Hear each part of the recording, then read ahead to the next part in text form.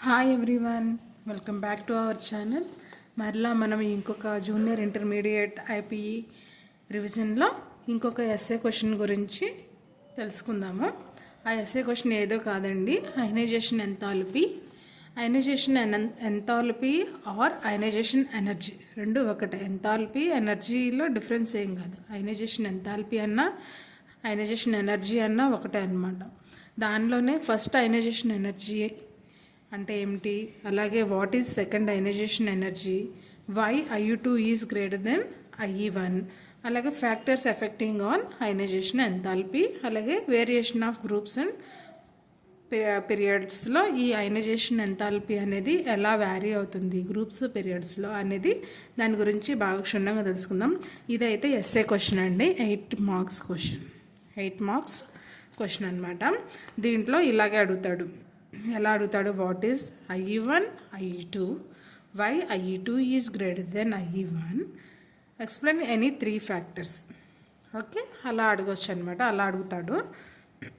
ఇది చాలా చాలా ఇంపార్టెంట్ స్టార్ క్వశ్చన్ అండి, star question in periodicity and properties. Okay, ముందుగా మనం ionization enthalpy or first ionization energy. What is first ionization energy? దీన్ని మనం సింప్లీ IE1గా అబ్రివేట్ చేస్తున్నాము, IE1గా చూపిస్తున్నాము. What is IE1? దీంట్లో ఏం లేదండి, the minimum energy required to remove an electron from loosely bounded electron from isolated neutral gaseous atom is called first ionization energy. ఏదైతే ఒక గ్యాసెస్ స్టేట్లో ఉన్నటువంటి, ఇదిగో చూడండి, M అనేది ఒక న్యూట్రల్ ఐసోలేటెడ్ గ్యాసెస్ స్టేట్లో ఉన్నటువంటి ఒక యాటమ్. ఆ యాటంలో నుంచి ఒక ఎలక్ట్రాన్ని రిమూవ్ చేయడానికి మనం కొంత అమౌంట్ ఆఫ్ ఎనర్జీని ఇస్తున్నాం అనమాట. The minimum energy required to remove an electron from isolated gases atom. దీన్నే మనము IE1గా చెప్తామన్నమాట. ఇక్కడ చూడండి, ఇదొక న్యూక్లియస్. మనకి న్యూక్లియస్లో మీకు తెలుసు కదండి, ఏదైనా ఒక యాటంలో న్యూక్లియస్ అంటే దాంట్లో న్యూట్రాన్స్ ప్రోటాన్స్ ఉంటాయి. న్యూక్లియస్ యాక్చువల్లీ పాజిటివ్ ఛార్జ్ని కలిగి ఉంటాయి. దాని చుట్టూ కొనగా రివాల్వ్ అయ్యే ఎలక్ట్రాన్స్కి నెగిటివ్ ఛార్జ్ అనేది ఉంటుందన్నమాట. ఇదొక మెటల్ యాటమ్ అనుకుంటే దీనికి కొంత అమౌంట్ ఆఫ్ ఎనర్జీని ఇస్తున్నాం మనం. దాన్నే అయనైజేషన్ ఎనర్జీ అంటాం. అయనైజేషన్ మీన్స్ డివైడింగ్ యాటమ్స్ అనమాట. అంటే ఛార్జ్ సపరేషన్ జరిగితే కనుక దాన్ని అయనైజేషన్ అంటాం. ఇక్కడ మెటల్ యాటమ్ అనేది ఒక ఎలక్ట్రాన్ని రిమూవ్ అయ్యి M ప్లస్ని తెచ్చుకుంటుంది. ఎలక్ట్రాన్ అనేది రిమూవ్ అవుతుంది. ఇక్కడ అయనైజేషన్ జరిగింది కదా. సో ఈ అయనైజేషన్ జరగడానికి మనం కొంత అమౌంట్ ఆఫ్ ఎనర్జీ అయితే ఇస్తున్నాం కదా, దాన్నే అయనైజేషన్ ఎనర్జీ అంటాం అనమాట. Okay students, the minimum energy required to remove loosely bounded అనేం కాకుండా remove an electron from the isolated neutral gaseous atom is called first ionization energy అనొచ్చు. మీకు పదాలు కొంచెం క్లిష్టంగా ఉంటే కనుక ఇలా చేయొచ్చు అనమాట. The minimum energy is required to remove an electron from gaseous atom to form a unipositive అయింది. ఇక్కడ ఫామ్ అయింది ఏంటి, యూనిపాజిటివ్ అనే కదా ఫామ్ అయింది. యూనిపాజిటివ్ అంటే +1 అనమాట, డైపాజిటివ్ అంటే 2 +2, ట్రైపాజిటివ్ అంటే +3. కానీ ఇక్కడ కొంత అమౌంట్ ఆఫ్ ఎనర్జీ అనేది రిక్వైర్ చేసుకుని ఇక్కడ అయనైజేషన్ జరిగింది.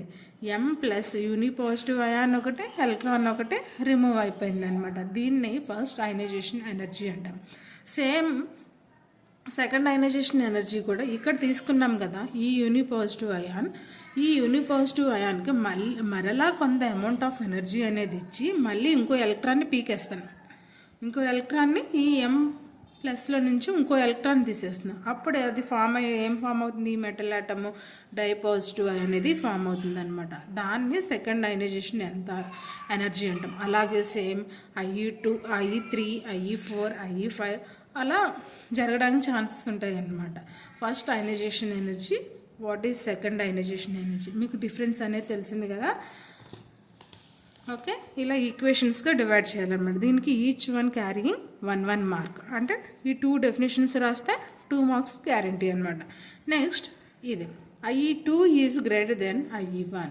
Why IE2 is greater than IE1? ఎందుకు IE2 అనేది ఎక్కువగా ఉంటుంది IE1 కంటే? ఎందుకంటే ఇక్కడ ఏంటంటే మనం ఇక్కడ చూస్తున్నాం కదండి, ఇక్కడ నుంచి ఎలక్ట్రాన్లు పీకే కొద్దీ ఇక్కడ ఏమవుతుంది, పాజిటివ్ ఛార్జెస్ అనేది ఇంక్రీజ్ అయిపోతుంది అనమాట. అంటే ఈ న్యూక్లియన్కి ఇంకా పాజిటివ్ ఛార్జ్ అనేది ఇంక్రీజ్ అవుతుంది. కాబట్టి మనం ఎలక్ట్రాన్స్ అనేవి రిమూవ్ చేయడానికి కొంత ఎనర్జీ అనేది ఇచ్చేసి మనం ఏం చేస్తున్నాము, ఎలక్ట్రాన్లు రిమూవ్ చేసేస్తున్నాం. సో ఎలక్ట్రాన్స్ అనేది రిమూవ్ చేస్తున్నాం, సరే ఇక్కడ పాజిటివ్ కూడా పెరిగిపోతుంది అనమాట. పాజిటివిటీ అనేది పెరిగిపోతుంది. పాజిటివిటీ పెరగడం అంటే న్యూక్లియర్ ఛార్జ్ ఇంక్రీజెస్. ఏమవుతుంది, న్యూక్లియర్ ఛార్జ్ ఇంక్రీజ్ అవుతుంది. ఇలా జరిగినప్పుడల్లా ఏమవుతుందంటే ఎలక్ట్రాన్ రిమూవ్ చేసినప్పుడల్లా కూడా అక్కడ న్యూక్లియర్ ఛార్జ్ అనేది ఇంక్రీజ్ అవ్వడం వల్ల IE2 అనేది గ్రేటర్ దెన్ IE1 అవుతుంది. అంటే IE2లో పోల్చుకుంటే మనకి IE2నే ఎక్కువ ఉంటుంది అనమాట. IE2కే ఎక్కువ న్యూక్లియర్ ఛార్జ్ ఉంటుంది కాబట్టి IE2 is greater than IE1 అని చెప్పొచ్చు. ఓకేనా? It is due to increase of effective nuclear charge. చెప్పాను కదా, న్యూక్లియర్ ఛార్జ్ అనేది ఇంక్రీజ్ అవుతుంది. Nuclear charge from the neutral atom to unipositive ion. As the electrons removing the effective nuclear charge increases, hence the removal of electrons becomes more difficult to require high ionization and the energy anamata. Okay, so the order is like it. IE1 less than IE2 less than IE3 and so on IEN. ఇదన్నమాట. ఇక్కడ చూడండి, effective nuclear charge increases, hence the removal of electrons becomes more difficult. మనకి nuclear charge అనేది Mayan increase అయినప్పుడు ప్రతి ఒక్క ఎలక్ట్రాన్ని చాలా సులువుగా మనం దాన్ని రిమూవ్ చేయలేమన్నమాట. ప్రతి ఎలక్ట్రాన్ని రిమూవ్ చేయడానికి సమ్ అమౌంట్ ఆఫ్ ఎనర్జీ అనేది ఎక్కువ ఇవ్వాల్సి వస్తుంది అనమాట. ఇక్కడ న్యూక్లియర్ ఛార్జ్ ఎక్కువ ఉన్నప్పుడు దీనికి సరిపడా ఎనర్జీని ఇచ్చి మనం ఎలక్ట్రాన్ని లాగాలి, అదనమాట, రిమూవ్ చేయాలి. దాన్ని ఏమంటామంటే అయనైజేషన్ ఎనర్జీ అంటాం అనమాట. ఓకేనా స్టూడెంట్స్? ఇది 1 మార్క్, ఇది 2 మార్క్స్, ఇది 1 మార్క్ అనమాట. దీంట్లో 8 మార్క్స్ క్వశ్చన్లో ఇది ఎస్ఏ కదా. సో ఫస్ట్ అయనైజేషన్ ఎనర్జీ అయిపోయింది, సెకండ్ అయనైజేషన్ ఎనర్జీ అయిపోయింది. నెక్స్ట్ ఏమిటి, IE2 greater than IE1 also అయిపోయింది. Next factors influencing nuclear charge. What are the factors influencing on IE? First one is atomic radius. Second one is nuclear charge. Third one is screening effect. And fourth one is penetrating power. And fifth one is half-filled and completely filled subshells. Okay? Now first factor. What is the first factor influencing IE, ionization enthalpy? Atomic radius. In this, atomic radius is inversely proportional to ionization energy, ionization potential or ionization energy or ionization enthalpy. ఏదైనా సరే ఒకటే అనమాట, IP, IE or okay. So ఈ IE అనేది atomic సైజ్కి inversely ఉంటుందన్నమాట. As the atomic size will be increases, IP decreases because nuclear force of attraction decreases అనమాట. So ఈ రెండు రివర్సిబుల్గా ఉంటాయన్నమాట.